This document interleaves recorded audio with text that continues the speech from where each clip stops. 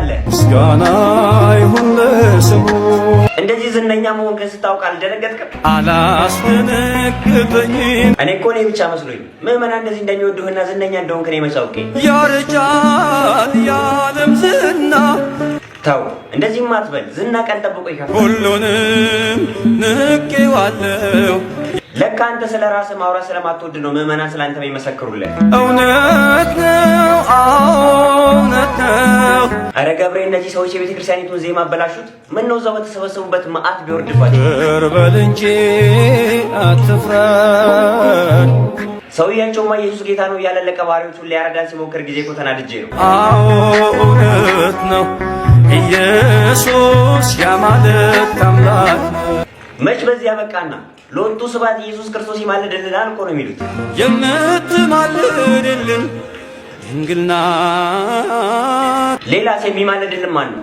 ቅዱስ ሚካኤል። ከሊቃነ ጳጳሳትና ከድንግል ማርያም በክብር ማን ይበልጣል?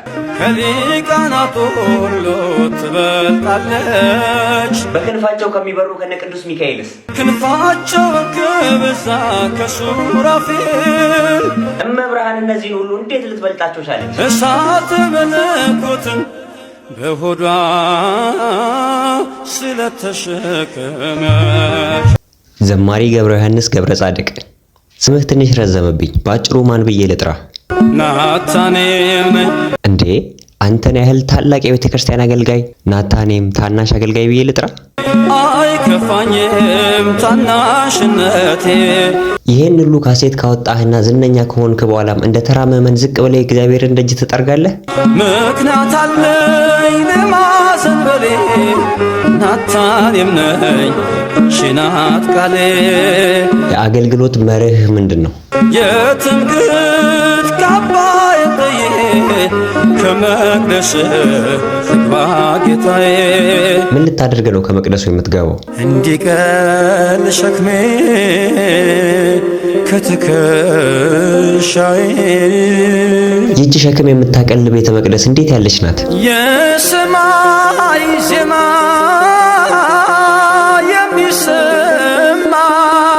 የሚሰማባት። ተው እንጂ ሌላስ? ሰዎች ከሐዘን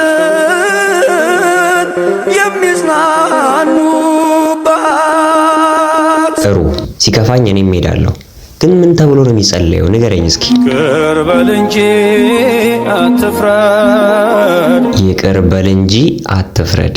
እሺ ሌላስ? የቀድሞውን በደል አታስብብን። ይቅርታ ፈጥኖ ይደረግልን። ከዝማሬዎቹ ውስጥ በይበልጥ የምትወደው የትኛውን ነው? ኢየሱስ ልበል ኢየሱስ እርሱ ነው ሕይወቴ። ለምንድን ነው ይሄንን ስም ዘውትር ከአፍህ የማትለየው?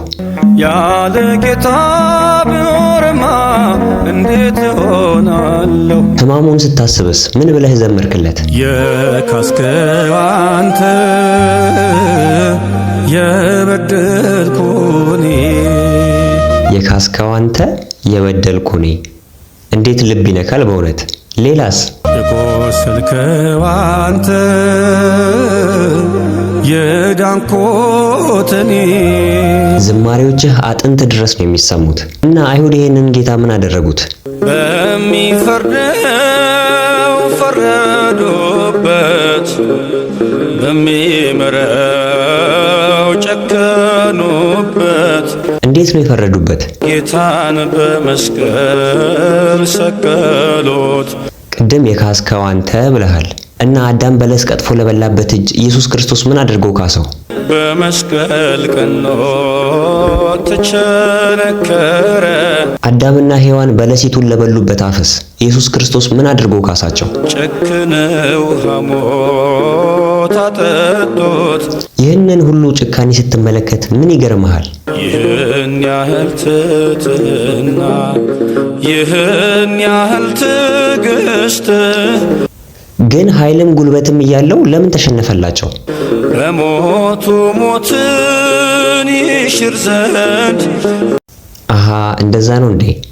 ታዲያኛ የሞት አምላክ ነው እንዴ የምናመልከው?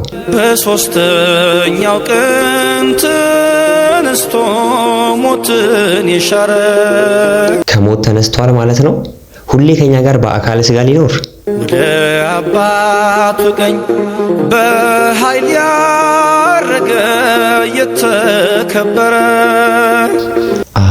ወደ ሰማይ ወደ አባቱ አድርጓል እና ድጋሜ ተመልሶ ወደኛ ይመጣል በምስጋና ዳግም ለፍርድ የሚመጣው። በጣም ጥሩ። መስቀሉን ካነሳንማ የመስቀል ስር ስጦታችንንም እናወድሳት።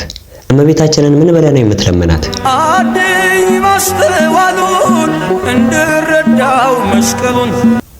አሜን። ለሁላችን ታድለን። በመጽሐፍ ቅዱስ እመቤታችን ስታማለድ የምናገኘው ከብዙ ቦታ አንዱ የት ነው? በገሊላ ቃና። ምን ብላ ነው ያማለደችው? ወይን እኮ የላቸው። ከዛስ ለአገልጋዮቹ ምን አለቻቸው? የሚላችሁን ስሙ። እውነት ነው። አይን ላለው የዮሐንስ ወንጌል ምዕራፍ 2 ላይ ተመዝግቦ እናገኛለን። እስኪ አሁን ደግሞ ስለ ሌሎች ቅዱሳን አማላጅነት አስተምረኝ። ቅዱሳንን ለምንድን ነው አማልዱን የምንላቸው? ጻድቅ ሰው ጸሎት ኃይልን ያደርጋል። እስኪ ለምሳሌ ነቢዩ ኤልሳ ምን አድርጓል? ማድጋው ሞልቷል በኤልሳ በረከት። የማን ማድጋን የሞላው በኤልሳ ጸሎት? ሱናማዊቷ ሴት። ይሄ በሁለተኛ ነገሥት ምዕራፍ 4 ላይ ተጽፎ የምናገኘው ታሪክ ነው አይደል? ትዝ አለኝ። እሺ በአዲስ ኪዳንስ ቅዱሳን ምን አደረጉ? ከሰገነት ወድቆ ቢሞት አውጣኪስ። አዎ ትዝ አለኝ። አውጣኪስ የተባለው ወጣት በሰገነት ላይ ቁጭ ብሎ ሲያንቀላፋ እንቅልፍ ወስዶት ወድቆ ሞቶ ነበረ። ሐዋርያት ሥራ ምዕራፍ 20 ቁጥር 7 ላይ እንደምናገኘው። እርሱስ መጨረሻው ምን ሆነ? ሕይወት ሰጠው አቅፎ ቅዱስ ጳውሎስ። ታድለን እንደነዚህ ያሉ ቅዱሳን ስለሚያማልዱንና የዚች ስንዱ ቤተክርስቲያን ልጆች በመሆናችን። አንተም ለዘመርክልን ዝማሬ መላእክትን ያሰማልን፣ አስበ መምህራንን ያድልልን፣ በቀደመችቱ ሃይማኖት በአባቶቻችን ፍኖት በተዋሕዶ በረት ይጠብቅልን። እንወድሃለን።